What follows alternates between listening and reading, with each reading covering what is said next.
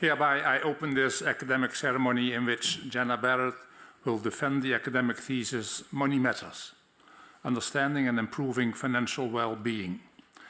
May I invite you to present the summary of your study and the conclusions of your thesis. The floor is yours.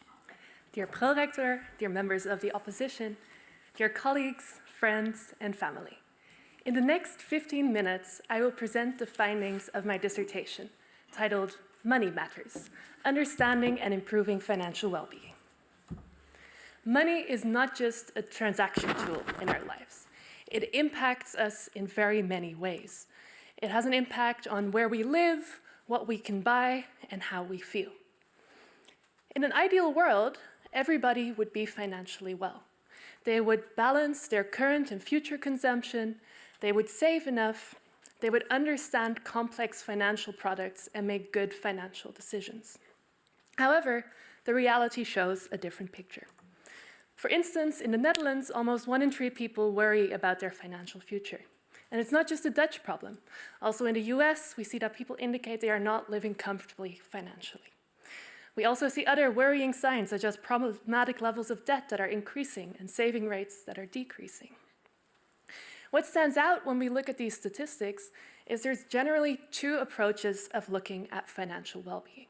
One is the subjective approach, where we look at how people assess their own financial situation and how they feel about it. And the other is the objective approach, where we look at objective metrics, such as the saving rate that a household has. This approach is also reflected in academic research on financial well-being, where generally the disciplines of marketing and psychology focus mostly on the subjective approach and look at how people assess their financial situation. On the other hand, economics and finance mostly focus on objective indicators, such as income and wealth, to see how people are faring financially.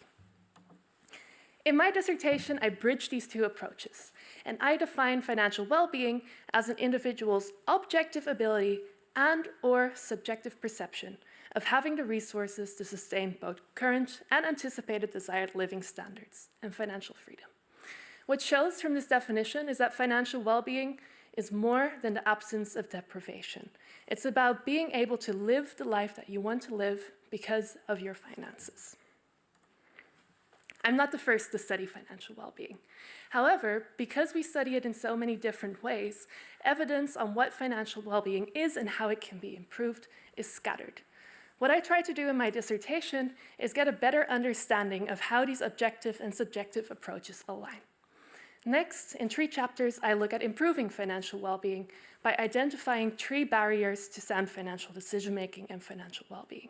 These are customer engagement, cognitive ability, and choice architecture in the form of evaluative structures.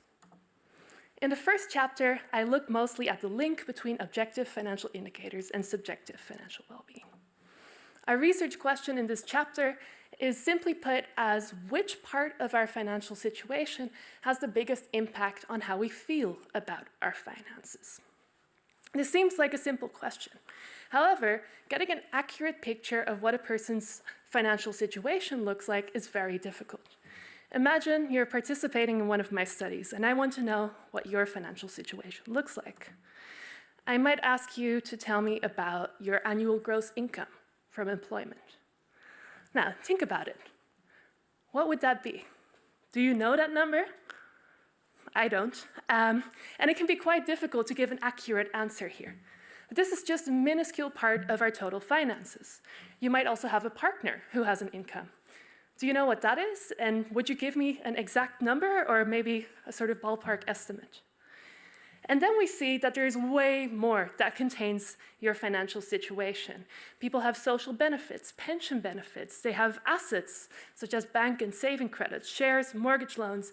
And if I would ask you about all of this in a survey, you would probably get very concerned, why do I want to know all of these things? And you may not give me accurate answers, if you even know the answer at all.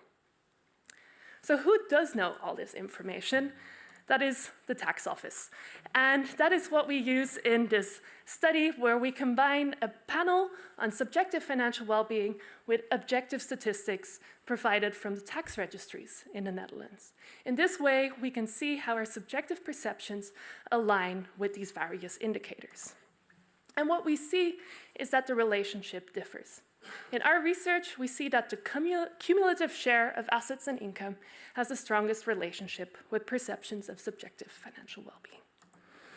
In sum, we see that generally perceptions align with reality, and we find stronger correlations than in previous research by taking the error out of measuring, mostly. And we also show that these rigorous measures are important if we really want to study this relationship in an accurate way. In our research, the rank of income and wealth is the strongest predictor of subjective financial well-being. However, the relationship is not perfect. We don't see that everyone is perfectly aligned in their subjective and objective financial well-being, and I delve into this more in chapter 2. So our question here is, how is it possible that people that have the same objective financial situation may feel very differently about it? Where some people may feel that they are incredibly rich when they have 2,000 euro in their savings account. Others may feel very down and sad about that. So we combine the survey on subjective financial well-being, the tax admin data, and surveys on personality traits and demographic characteristics in this chapter. What we find is that people that are optimistic, people with higher financial skills, and people with lower education levels are generally the ones that feel quite good relative to their objective financial situation. On the other hand, materialistic individuals, so those that give a lot of value to ownership, older individuals and larger households tend to feel more negative. Next, I have 3 chapters in which I look at ways to improve financial well-being. And what we identified in the retirement planning literature is that one big issue is that people are not putting enough time, effort, and thought into planning for their financial future. We looked into the literature on customer engagement, which shows that people can do all sorts of things to engage with brands, with services, and we thought maybe we can find some inspiration there to see how this can impact retirement planning more positively. And then we found out that pretty much all of the customer engagement studies take place in these hedonic settings, where people voluntarily put in a lot of time and effort.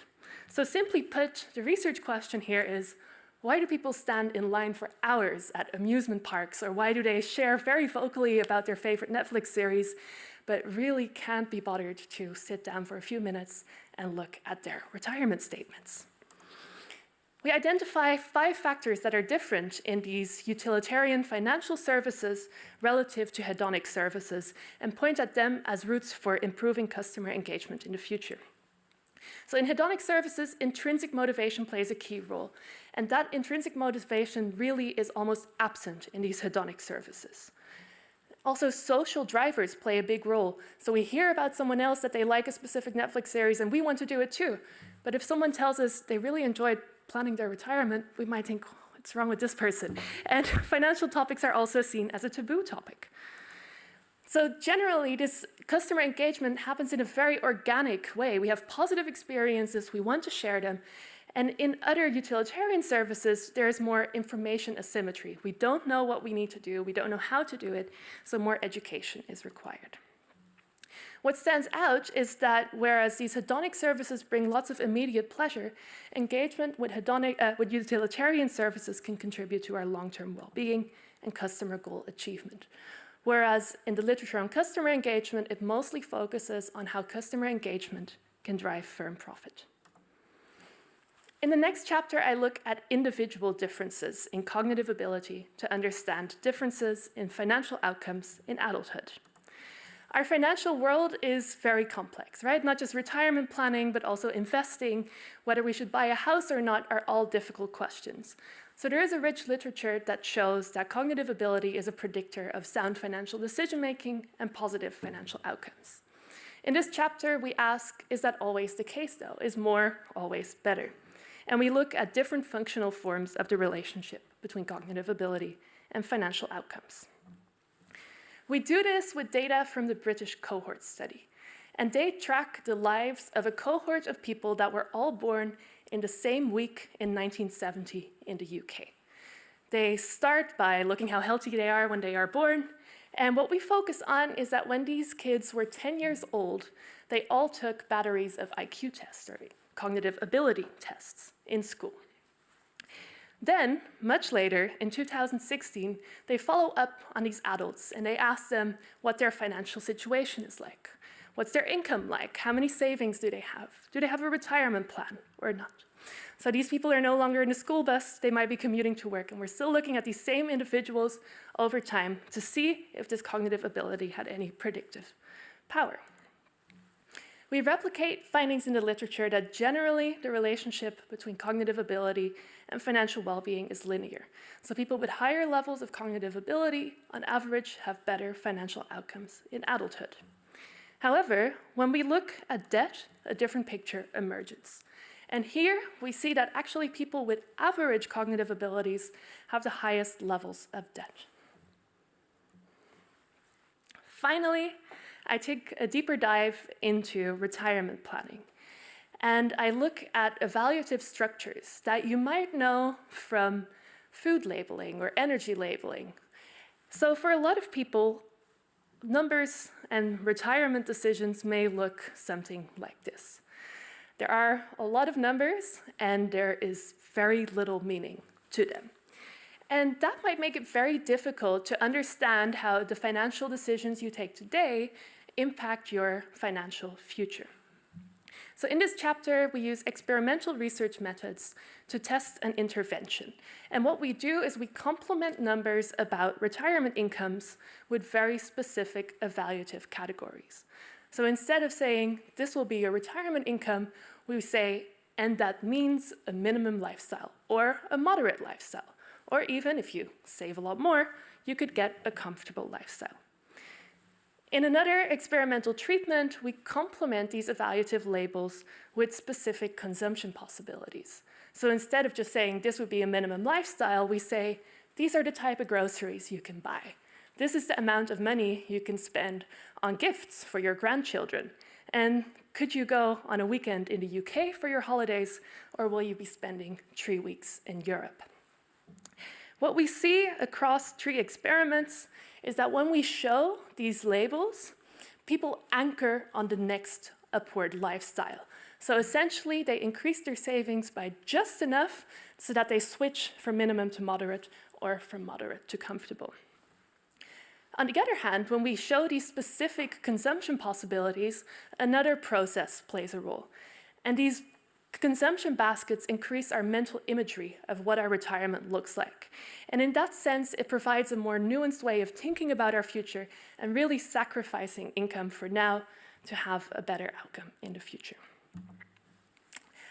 In these 5 chapters, I have shown that money matters. And to understand and improve financial well-being, I have 3 recommendations. We should study objective indicators as well as subjective perceptions to get a holistic understanding of how people are doing. These are not always aligned, and we might find different patterns of outcomes for different variables.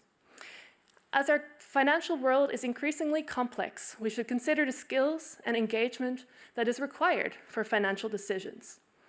And finally, if we want to make it tangible for people how their decisions in the present impact their future, we should make the consequences of long-term financial decisions tangible. Thank you for your attention, and I would like to hand the word back over to the prorector. Thank you for your presentation. The opposition will be opened by Professor Dr. Caroline Gaukens. Professor Gaukens was the chair of the assessment committee and is professor of consumer behavior at this university. The floor goes to her. Yeah.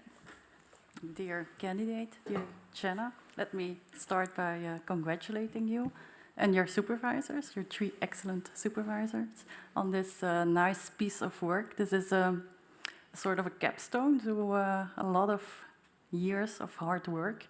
And I think you can be proud of that, and we are also proud of that, so congratulations on that. I have a couple of questions for you to challenge you a little bit. Let me start by the first, and if we have still time left, then we can go to a second one. So I have a question on chapter 5, where you developed a number of approaches to increase saving behavior. Now, across all of your studies, actually, you seem to make the assumption that more saving is better. And I was giving it a little bit of thought, and I was thinking, is it always better to save more? So irrespective of your current income class. Or would you maybe argue that for certain income classes, it might be better to optimize or to balance current spending versus saving for the future? So that maybe a saving plan is also more attainable in the long term. So in this context, would it be better to focus, and I thought a bit of a good term for this, is it maybe better to focus on financial awareness or financial mindfulness rather than wanting to maximize savings? That would be my first question. Highly esteemed opponent, thank you for your question. I think that is a very good point. So I think I also reflect on that in the discussion of the chapter, where we essentially say that it might not always contribute to financial well-being if we get people to save more. And that is something that should be evaluated if people are really consciously making this trade-off. This is also what we see in the first study, is that when you just show these labels without the consumption possibilities, it seems like people are not putting much thought into it and are just going for, I want to save more.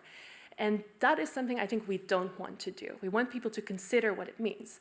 What we also see in that chapter is that once you show people that saving more means that your current disposable income is going to go down, these labels don't have an effect anymore. The consumption baskets still have an effect. People want to save more. When we specifically look at financially vulnerable groups, such as people with a low income, I still think that generally, for a lot of people, it would be better in the retirement context to save more. In the Netherlands, we have mandatory saving rates, and people spend about 1 day of their week working towards their pension, and that means they have adequate replacement rates when they retire, and they are able to keep living in their house, and they are able to keep consuming. In some other countries, there's a lot more liberty to choose at which rate you want to save. And what you see in the UK, where these lifestyle standards were developed, is that people don't save enough to maintain an adequate replacement rate. And there is a lot of old age poverty as soon as people reach the pension age. So in that system, where there is a minimum saving rate, which is insufficient to keep your living standard, at least even at a minimum, at a socially minimum that goes beyond poverty, there I think for most people there is value in saving more. Okay, thank you. Yeah, okay, you can give the floor to her, yeah. Thank you. The opposition will be continued by Professor Dr. John Lynch, who was also a member of the assessment committee and who is a professor in consumer financial decision making at the University of Colorado. The floor goes to Professor Lynch. Thank you. I want to also congratulate you on a really scholarly and ambitious dissertation. So I want to ask you a question that was inspired by our dinner conversation last night about I-frame versus S-frame. And what I want to ask you about is what we can learn from the Dutch pension system. And just to expand on my question a little bit, at dinner last night we discussed this recent paper by Chater and Lowenstein contrasting solutions that aim at changing the individual versus changing the system as a way to help consumers be better off.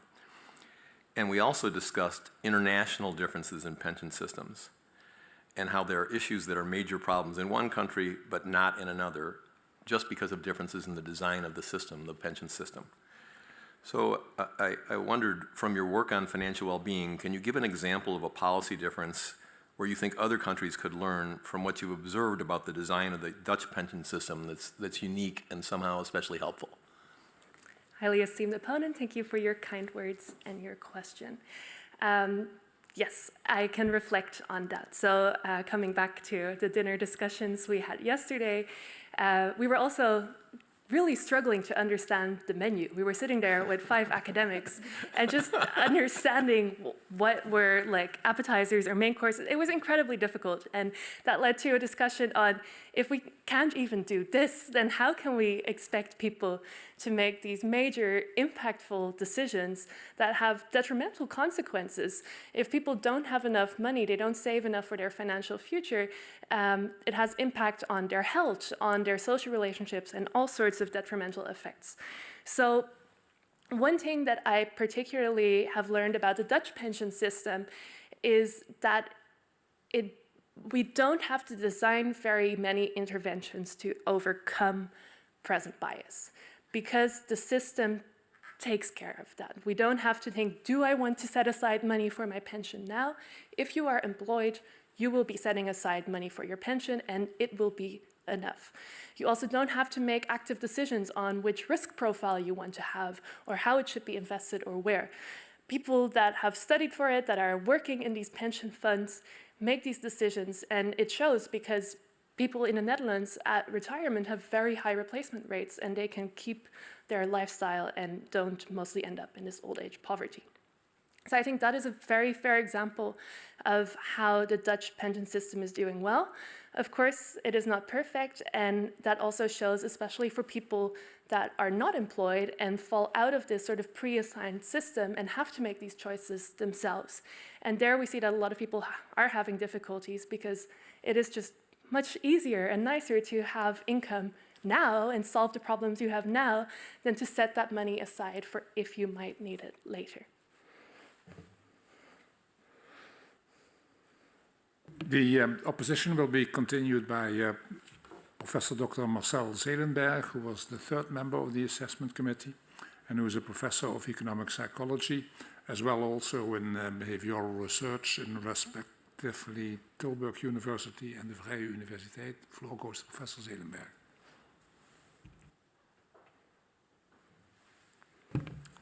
Thank you, both of you. Jenna, super happy to be here. It's you know, you did your bachelor's thesis with me, or esteemed candidate, sorry. You did your bachelor's thesis with me, your master thesis, and I think we had lots of fun doing that. Later, I also found out when you were already done with your study and you were, I think, waving your brother goodbye, who was going to Barcelona for a school trip, that actually you went to the same school as my daughters. So you have been properly educated. That is really nice. And that is also apparent from your dissertation that I have in front of me. And I was also impressed by your work. And you know, also I really like it that you have propositions. Sometimes people don't do it anymore. I'm happy that you did it. Your proposition 7, an interdisciplinary approach to research is not just beneficial, it's necessary. I am very much agreeing with that. And I see that you have also been trying to do that. But while I was reading your dissertation, I fear that you have lost a little bit touch with psychology. So that is what I'm going to talk to you about. You talk about understanding and improving financial well-being, and I was reading your dissertation, and the more I read, the less I think I understood about it. And the less I became convinced that it should be a policy goal to actually influence subjective financial well-being. Now, where is that all coming from? I read your first empirical chapter, and then you have like a number of indicators for objective well-being and one for subjective financial well-being, and you find that one of them does best, correlates 0.49 with the two things correlate 0.49. But I didn't see any theory relating those two elements to each other. And I wondered, what is going on here? You basically assemble a number of variables, and then you pick the one that works best. While when I was reading, I thought you have so much more data in the list panel. You can actually relate this to all sorts of personality differences, dispositions, and you can actually get an insight in what is going on here. You did that in the next chapter, to some extent. But you never presented a theory about subjective financial well-being. So I still wonder what is actually financial well-being, and how is it different from welfare? So I remember when I learned about this, there was like well-being and welfare, but you talk about objective financial well-being and subjective financial well-being. I think the objective is like the welfare, more or less. Okay. Let me go towards a few questions, and then you can see whether you can answer those, or whether you want to answer those. The first is, you know, why should policymakers be responsible for the financial well-being of people? This is, I think, a very difficult task because I also read that this is very much influenced by your social comparison, and it's really hard then to achieve something that people are happy if there's other people around that are actually doing better. And why should it be the responsibility of the policymakers to make sure that we score high on financial well-being? I mean, I could see the argument that the policymakers should be responsible, that we have basic needs, that these are satisfied, but the financial well-being, I don't see any reason for that, why that should be addressed by them. Now, then I read in your chapter 2, where you make this different score of subjective and objective well-being, and that's where I think you are losing a little bit of the psychology, where it seems like the objective well-being is more important. And I think, well, for some people might score higher on subjective than objective well-being, maybe because they don't care that much about money. They care about other things. And why should that be a problem? Why should you do something about that? And the reverse also happens. There might be some people might be greedy or materialistic, and they find money more important, and they're less happy than their money would suggest. But why should it be something that policymakers should care about? And then as a final question,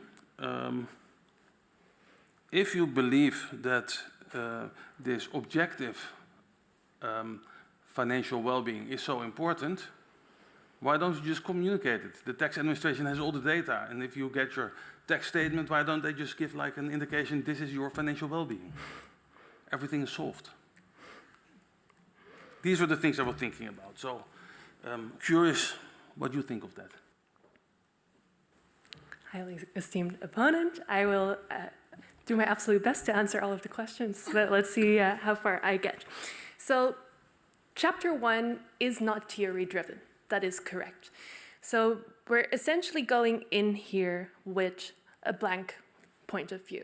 And we're looking at it from the reality of policy, where we see that policymakers steer on these objective indicators that they have available, such as income. So I think we all see in the news descriptors of how the national income is doing and how it's developing.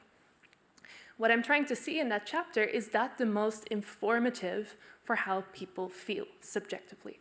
And I do think that also has to do with psychology, because we know that our objective circumstances do not always translate into the same subjective perceptions. We have all sorts of processes going on, such as social comparisons, that affect our view of how we are doing. Just facts don't influence our behavior. It's the perceptions in between, I believe, that shape our decisions and our actions. So that is why financial well-being is different than welfare, because I think it has a more important role for the decisions that we make afterward. Because if I have an income of 1,200 euro per month, that is not going to make me buy more, buy less, do things just because of that income. It's how I feel with that income and how my perceptions are. So moving on to why these different scores then might be an issue that policymakers care about, or why would policymakers even care about financial well-being at all, is because we see that people's finances, either objectively or subjectively, really have an impact on all domains of our life. So it impacts our health, it impacts how stressed we are, it impacts our social relationships, and all of these things generally contribute to our overall well-being.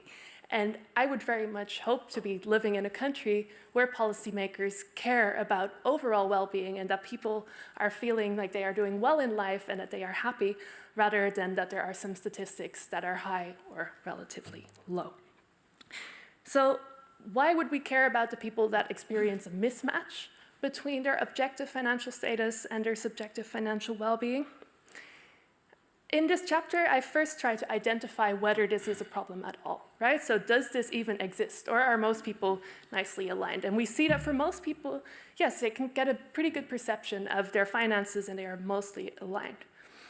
I suspect, but this is pure speculation and I did not assess this in my dissertation, that we would see different behavioral consequences if we look at these non-corresponding groups.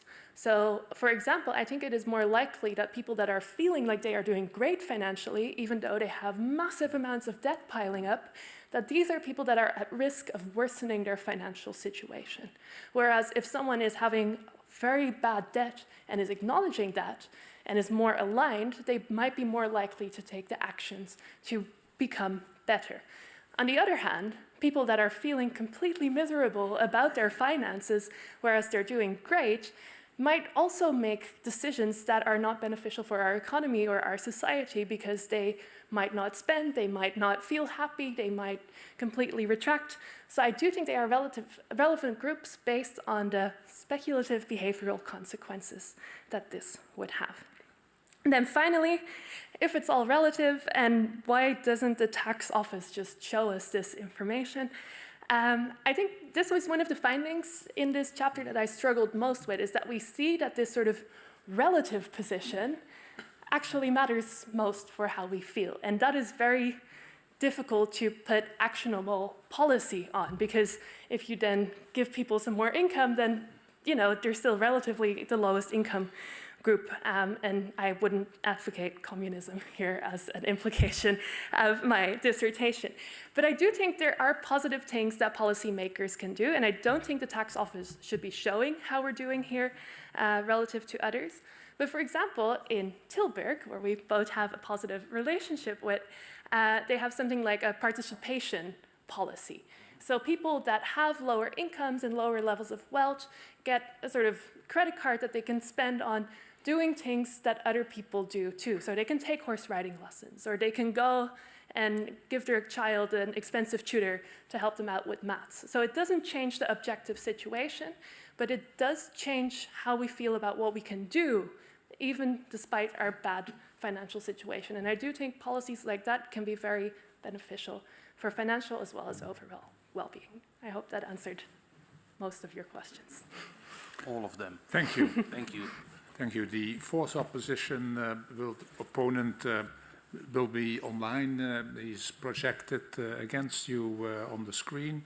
That's Professor Dr. Arno Riedel, who was the last member of the assessment committee and who is Professor of Economics at this university. The floor goes to Professor Riedel. Yeah, thank you.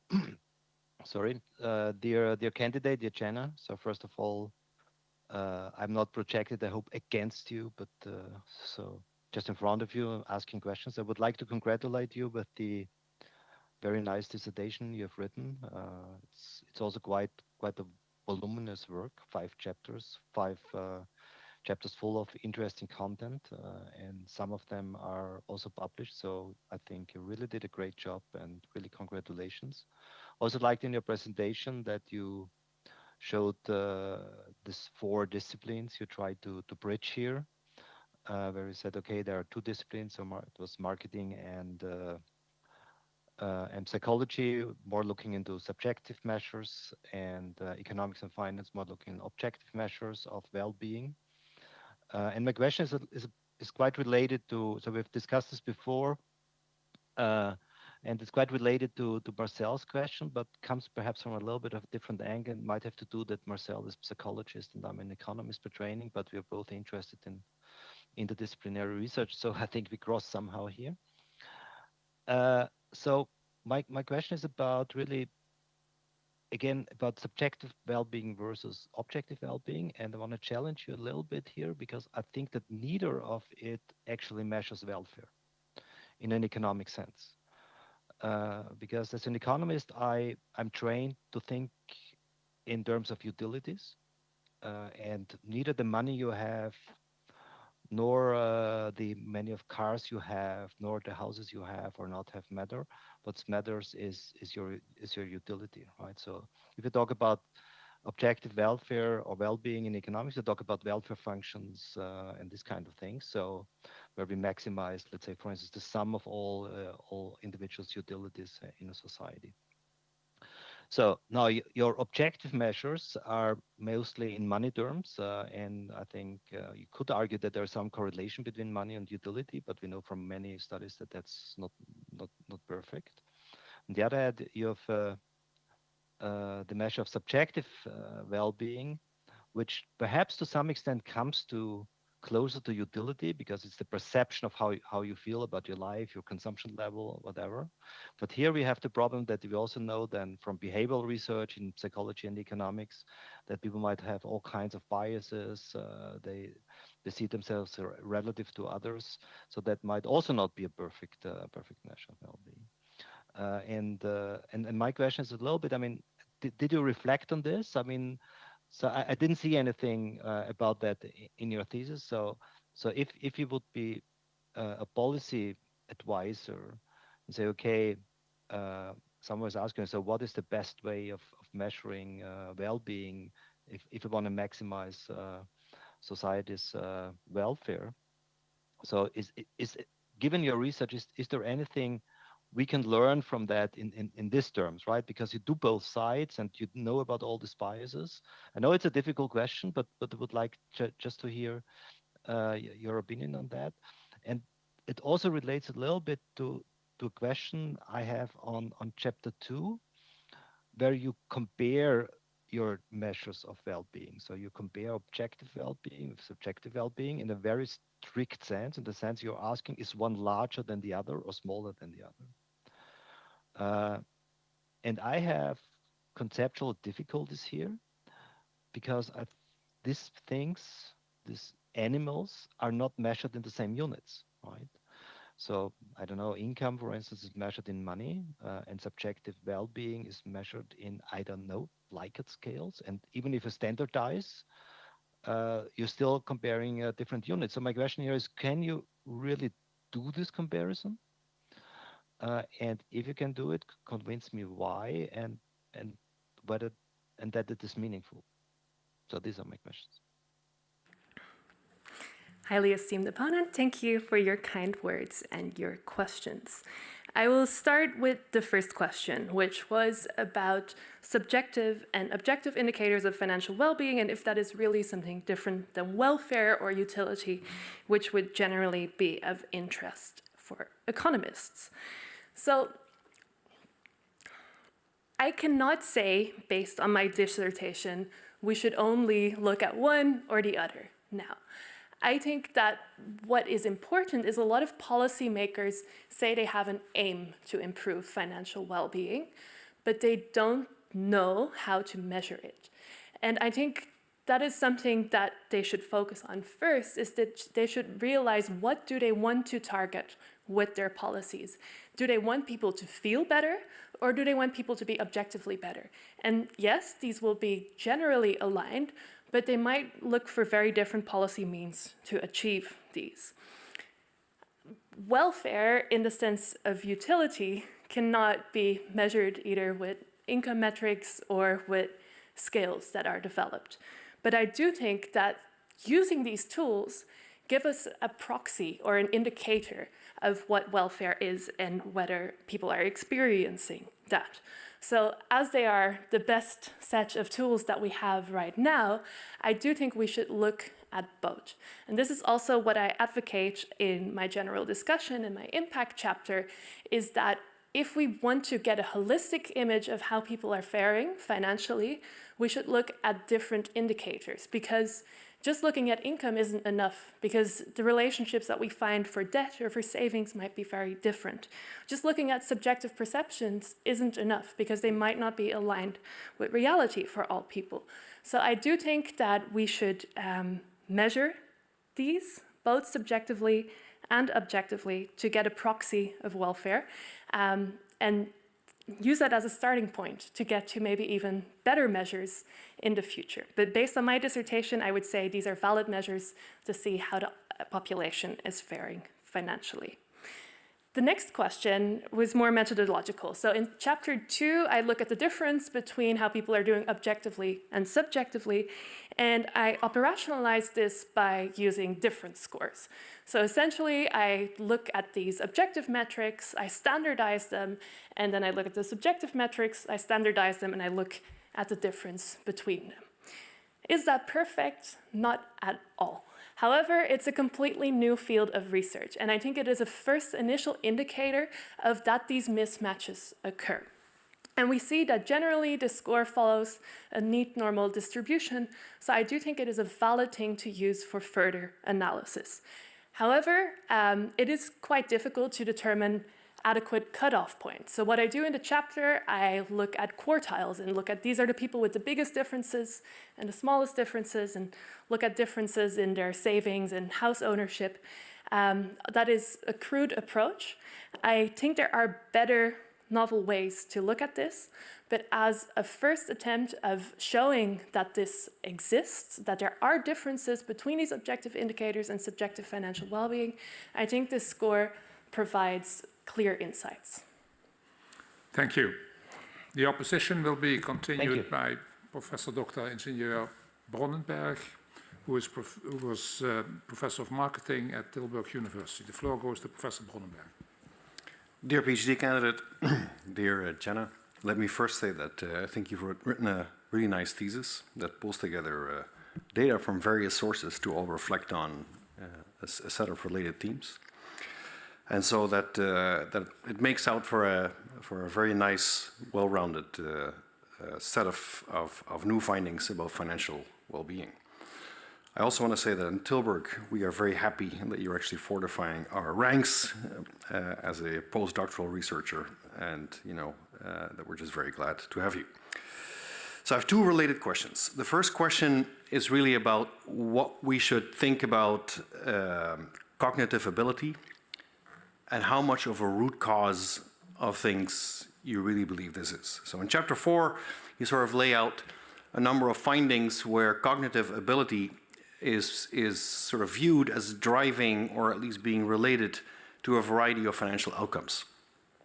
And cognitive ability is defined, by this study in Great Britain, where you actually, you're basically taking some kind of summary statistic or an average of, I think, 10 or so different tests that small kids have done. And so one of the things that you read, and the Dutch government is actually acting on this as we speak in policy, is that people's or children's cognitive abilities greatly depend on their upbringing, on what happened preschool, on nurturing at home, things like that. And so if I wanted to think about your results as causal, should I think about cognitive ability as something that is really a trait, or is that something that actually is an outcome? And if so, then shouldn't the policy be about fixing whatever are the underlying factors that drive cognitive ability? I mean, you established there is a nice relation. I'm just wondering if we were interested from the perspective of policy, is this like a root cause or is it a consequence? Related to this, so that's question one. Related to this, very similarly, we also know, and actually there is another Tilburg connection, Kim Pijnenburg actually has done work on non-cognitive skills. So you are looking at cognitive ability, then there is this work on non-cognitive skills like personality traits, and what she, for instance, finds is that conscientiousness and emotional stability is very much related to financial well-being and financial outcomes. And so there too, you sort of ask yourself the question, is cognitive ability not a function of how conscientious you are as a child in applying yourself in school, in learning? So as you can see, it's sort of the same theme. In both cases, you might say, all right, there is something to be said for the fact that there should be a stage before cognitive ability that you might take into account if you're interested in policy. Because if policy is at work, you want to be able to have treatment effects, and therefore you need the root cause. So I'm wondering what your response is to that. Thank you. Highly esteemed opponent, thank you for your kind words and your question. I'm also very happy to be in Tilburg again. So I think this is a very fair point. So I do not see cognitive ability as a root cause for these financial outcomes. I see it as a useful and available indicator. And what I mean by that is a lot of children do these cognitive ability and similar standardized tests when they are in school. And we see that looking at these scores helps us in a way to see how they might be doing later in life. There is a correlation there. I think there are all sorts of processes going on before cognitive ability and also after, because I don't think our level of cognitive ability, which is our ability to understand and comprehend and use information, I don't think that leads to smart financial decision making in itself. It helps us to develop financial literacy, for example, and helps us understand new and evolving financial products, which can then in turn help with making better financial decisions. And I definitely think that the things that happen before school and the family you grow up in and the school teachers that you have contribute to differences in cognitive ability. However, there's also a genetic component to it, and generally people do have similar cognitive abilities as their siblings or parents. So I don't see it as a root cause. I don't think it's causal, the relationship that we find. I see it as an indicator. And because we see that these differences in cognitive ability are associated with differences in financial outcomes later in life, it is important to consider what we can do before so that this doesn't become an issue. And there are things like preschools or education that help develop cognitive ability at an early age might be very useful policy tools. The second question was about these non-cognitive skills, I guess as the psychologists would call personality traits. What we don't have in this data is evidence of these personality traits. The study tracks some behavior in class and things which could be indicative of conscientiousness, but we didn't include that in our analysis because the measures were not of good quality. I think there's probably interaction effects there.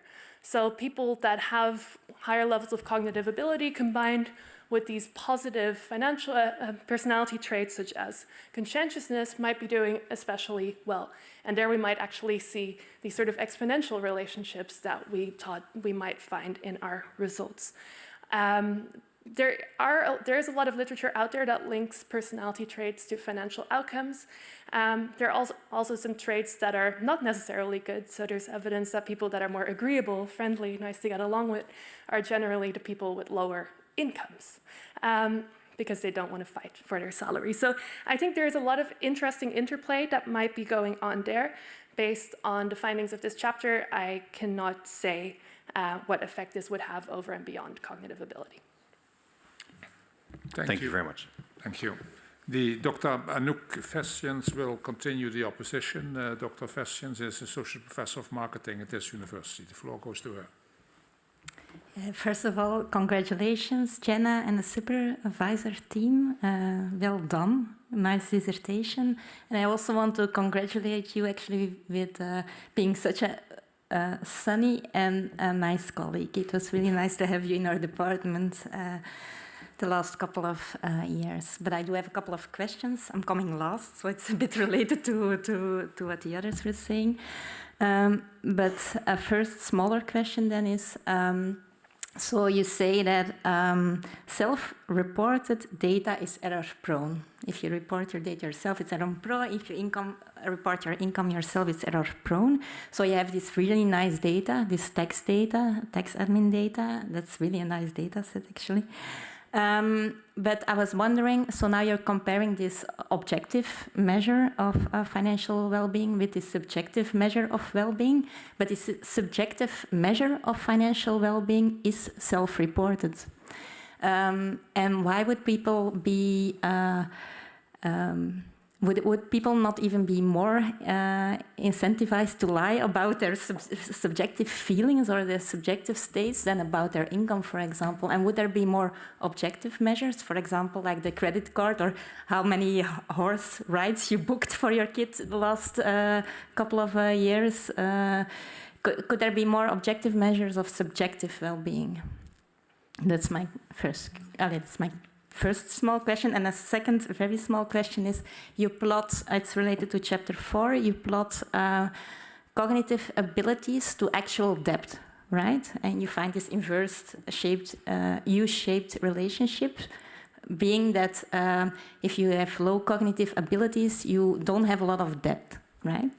And I was wondering, would you also find such an inverse U-shaped relationship if you plot cognitive abilities against debt preferences or debt aversion? is this the fact that people with low cognitive abilities have low debt not just a measure of access to, or not having access actually, to financial products? Esteemed opponent, thank you for your very nice words and your questions. So the first question is about, is there a more objective way to study subjective financial well-being? And personally, I believe that still the best we can do at understanding people's feelings is asking them about it. Of course, there are some biases that play a role in how people answer questions, but if we use a well-developed and validated scale to measure something like financial well-being, I think that alleviates a lot of the concerns already. That's also why I opted to use this subjective financial well-being scale that has been validated rather than a simple item of financial satisfaction, where a lot of more of these problems play a role because everyone might be thinking very differently about what is satisfaction, how do I feel about it. This is really split up into some smaller steps and smaller questions to ask people about how they are doing.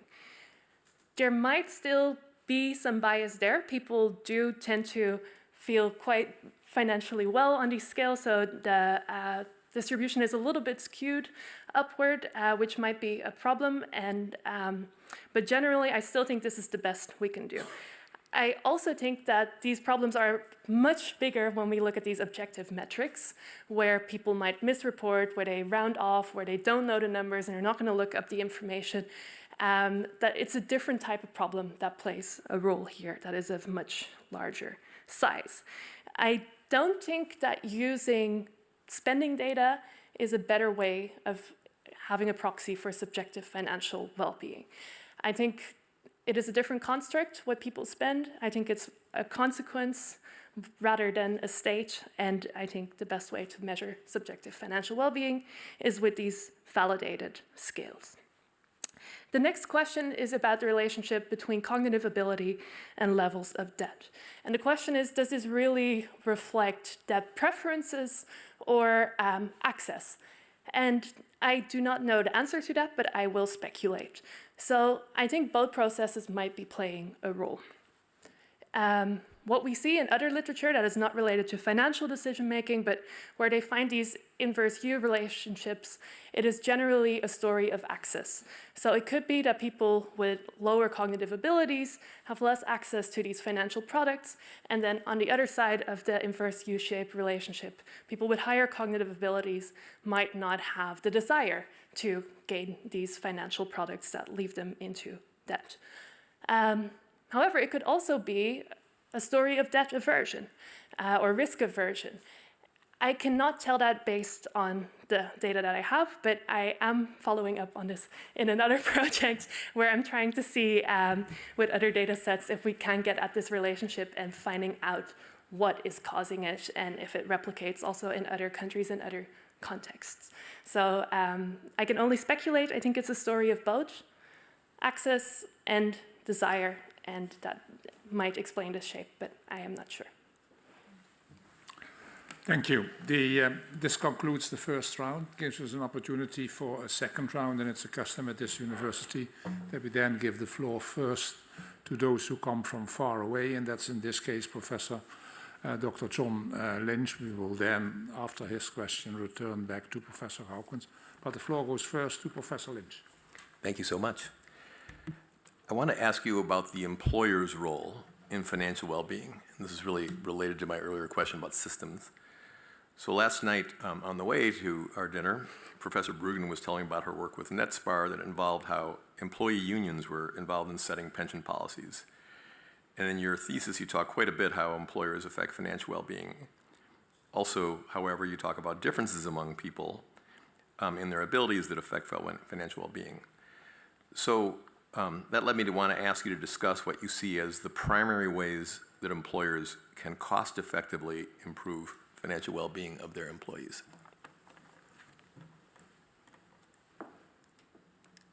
Highly esteemed opponent, it's good that you added cost-effectively, because otherwise I could say all sorts of things, just give everyone a big bag of money. But so what can employers do to contribute to financial well-being?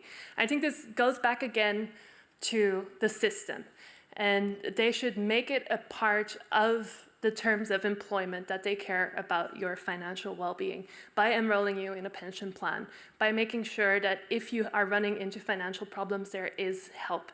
And what we see from the literature is that financial well-being is not just a wishy-washy thing that employers shouldn't care about, because it has a big impact on how people behave at work, how they're feeling, how productive they are, how safe they are, and how present they are at their work. So financial problems can really lead to problems in all of our domains of life, which lead people to get sick and stay at home. So it is of large importance for employers to contribute to financial well-being.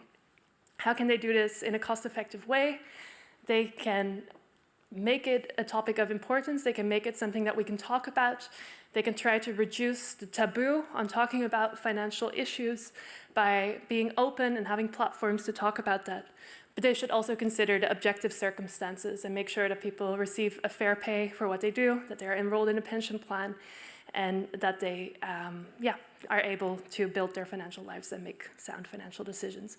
What you see also is sometimes employers invite pension funds over to give explanations about how important pensions are and what you can do to influence your pension scheme and become part of a union or contribute to that. So I think sharing about it, making it a topic of conversation, and having solid pay and benefits would help.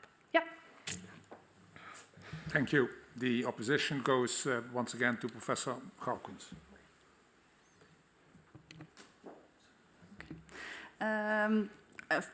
Given time, a very short question regarding your first chapter. So you find the correlation between subjective and objective financial well-being, which is quite strong compared to previous research.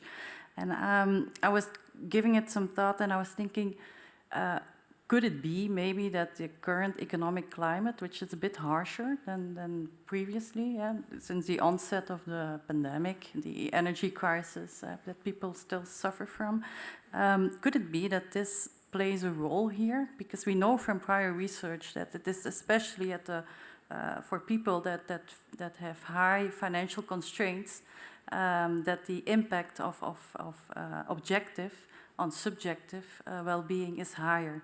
So I was wondering, is there maybe a change in the window here that we see? Or did you give that some thought? Or can you elaborate on that? Opponent. So yes, so when we collected the survey, this was in 2021, which was when we were still experiencing COVID in weaker or stronger ways. I think by then there was no lockdown when we gathered the data, but they were challenging financial and economic times where there was a lot of uncertainty.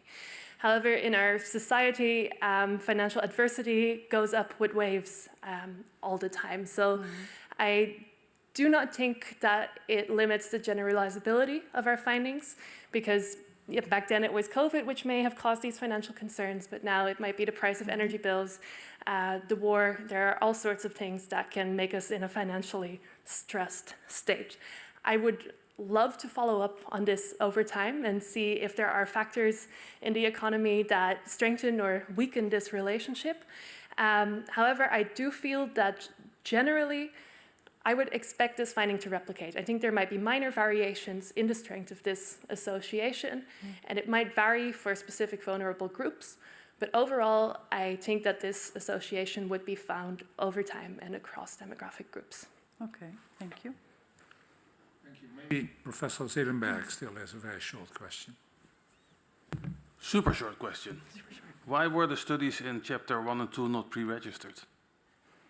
And the reason why I also think about that is that you mentioned that you also measured self-control, but I don't see any report of the self-control measures in the studies. And I thought, what is going on there?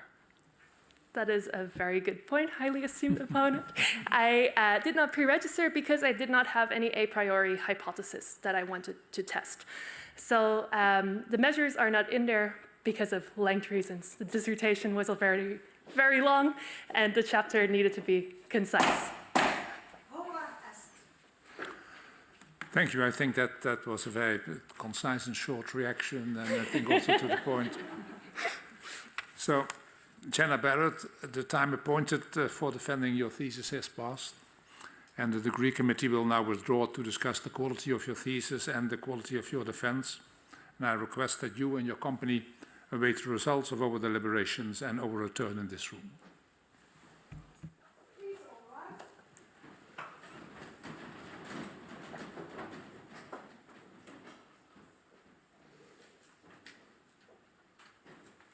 The PhD defense has now ended. The degree committee will debate the candidate's performance behind closed doors. This process usually takes about 10 minutes.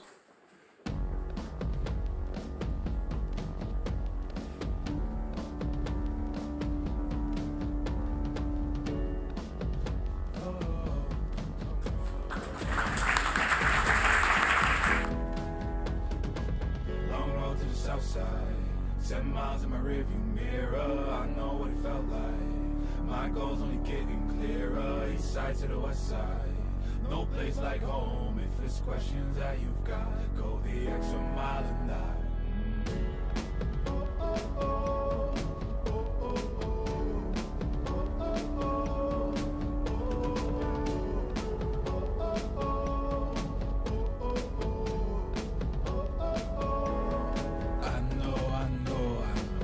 On the line, I know you know that I can't read your mind. Years can't fly by now, don't waste all your time. Cause I'll go the extra mile. Long road to the south side, 7 miles in my rearview mirror. I know what it felt like. My goals only getting clearer. East side to the west side, no place like home. If it's questions that you've got, go the extra mile and that. On the dash, got my laces tied. Long road, I don't waste no time.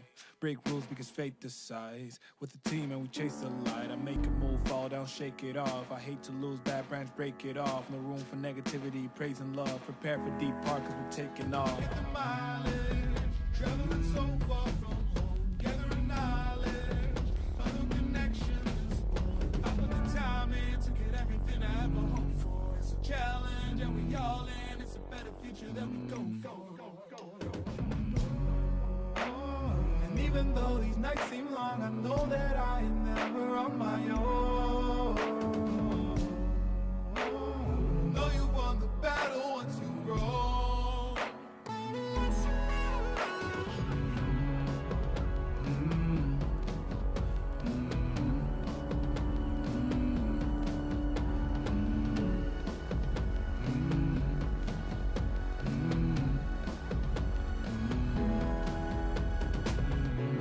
South side, 10 miles in my rearview mirror. I know what it felt like. My goals only getting clearer. East side to the west side, no place like home. If it's questions that you've got, go the extra mile and that. Long road to the south side, 10 miles in my rearview mirror. I know what it felt like. My goals only getting clearer. East side to the west side, no place like home. If it's questions that you've got, go the extra mile and that.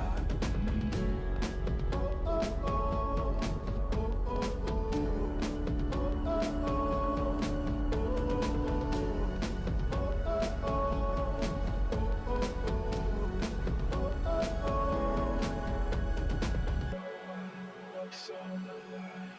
I know you know that I can't read your mind.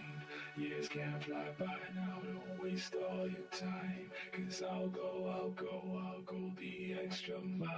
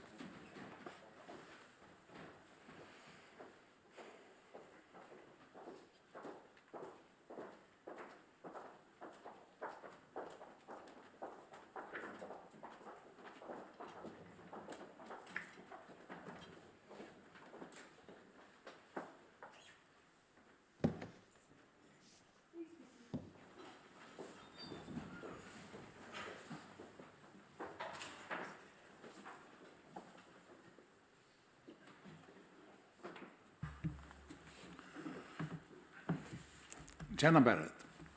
The degree committee here present has assessed the quality of your thesis and the quality of your defense. And in view of its positive verdict and taking into account your previous qualifications, the degree committee has decided to grant you the degree of doctor. Professor Bruggen is authorized to confer upon you this academic distinction in accordance with Dutch university custom, and I invite your supervisor to now take the floor. Please all rise.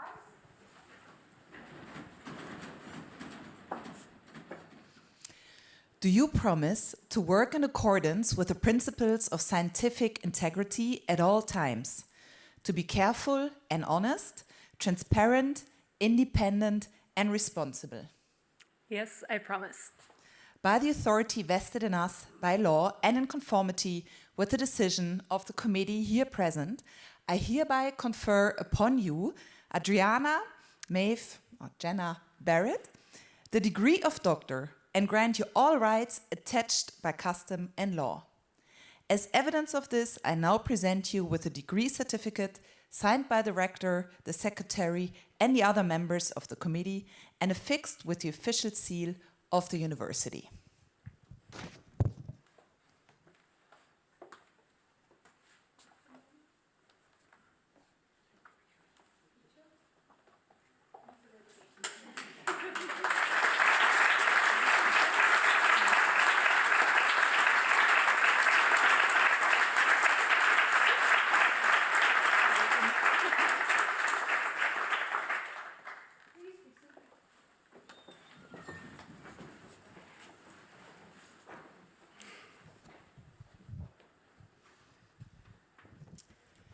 Dear Jenna, almost exactly 6 years ago, Peter, Werner and we were sifting through over 200 applications for the one PhD position in human decisions and policy design, our precursor to the Maastricht University Behavioral Insight Center.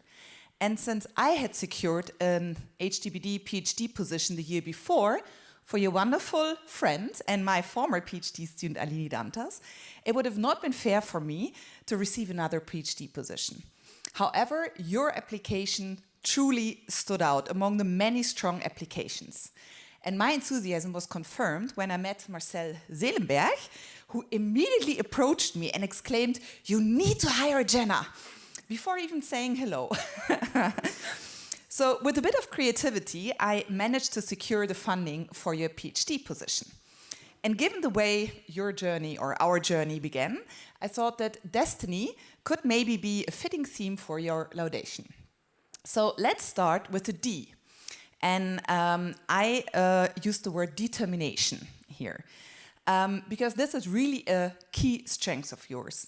Like many PhD journeys, yours was not a smooth ride. Actually, she said differently yesterday night, but I recall that for your financial well-being project, we had the idea in year one, but it took us 3 years to obtain the right data to study it.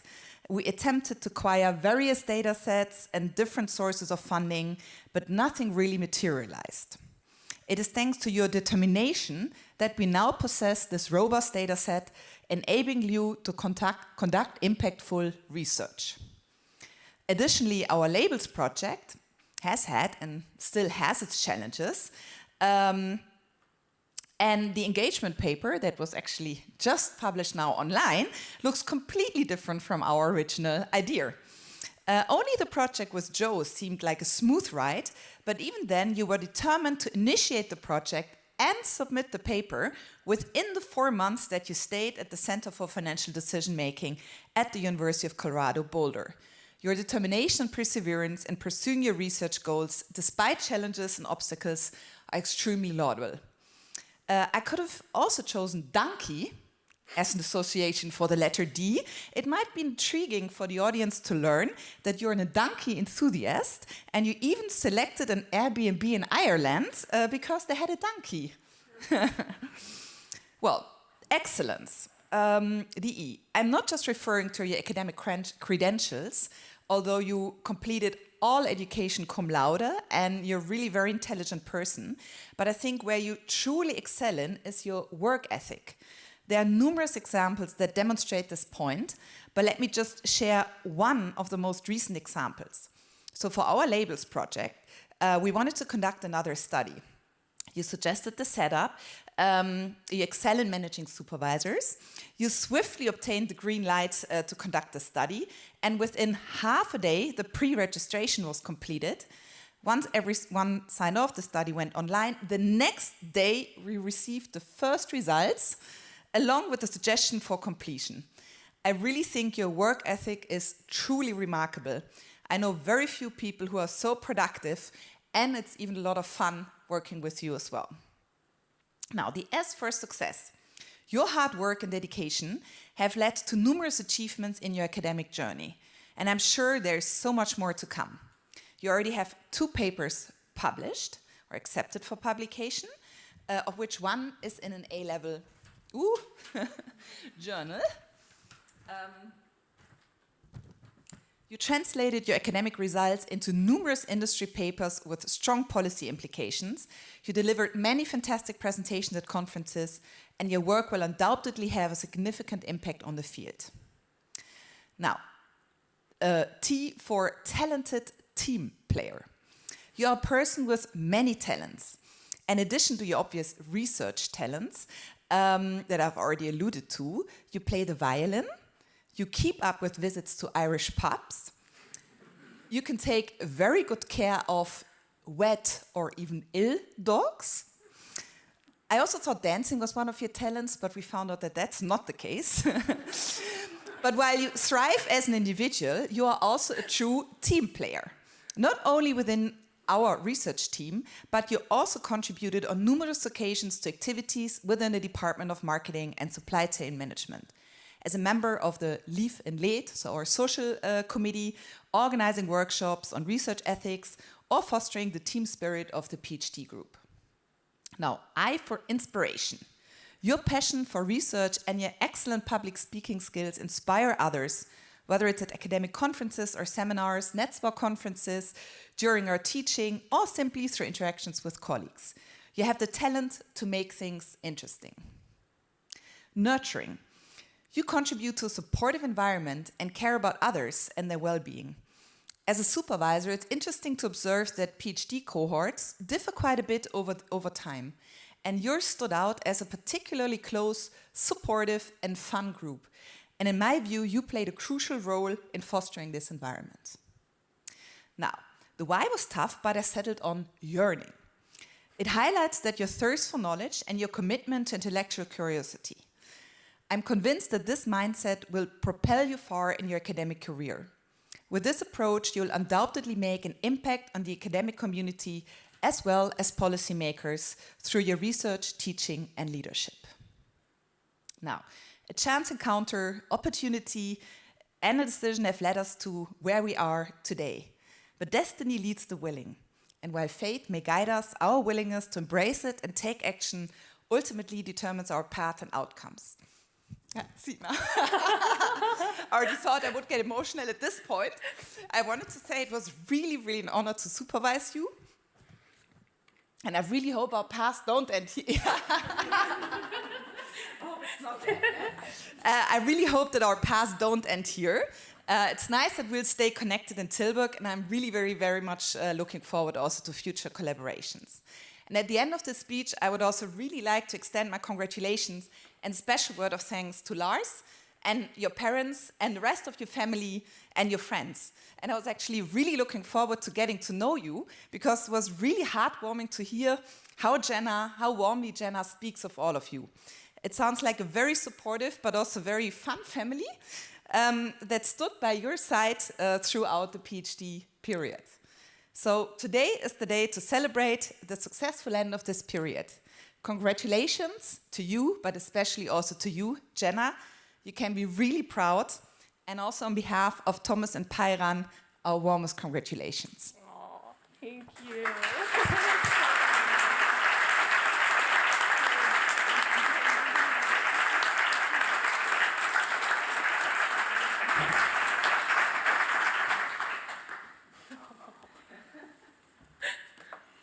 Dear Dr.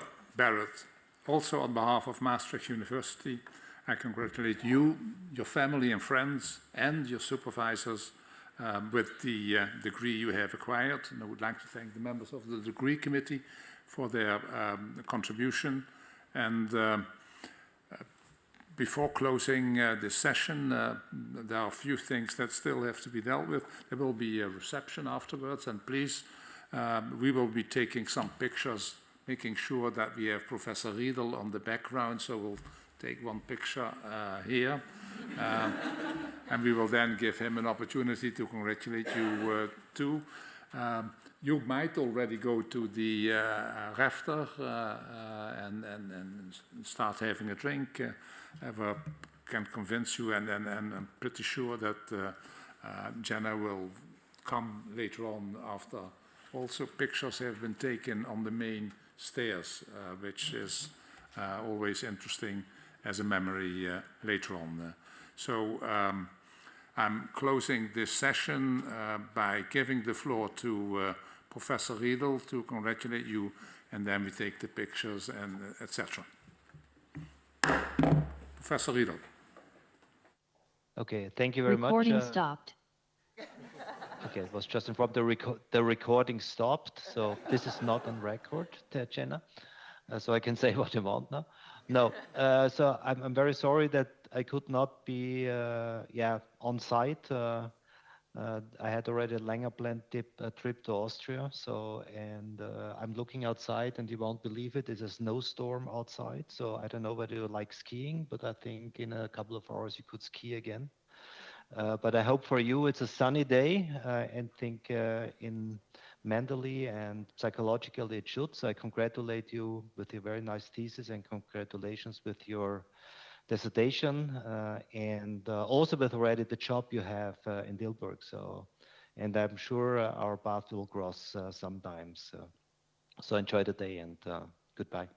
Thank you so much. Thank you for being on the committee. I really appreciate it. Thank you, Ardo. Now I'm closing the session, definitely.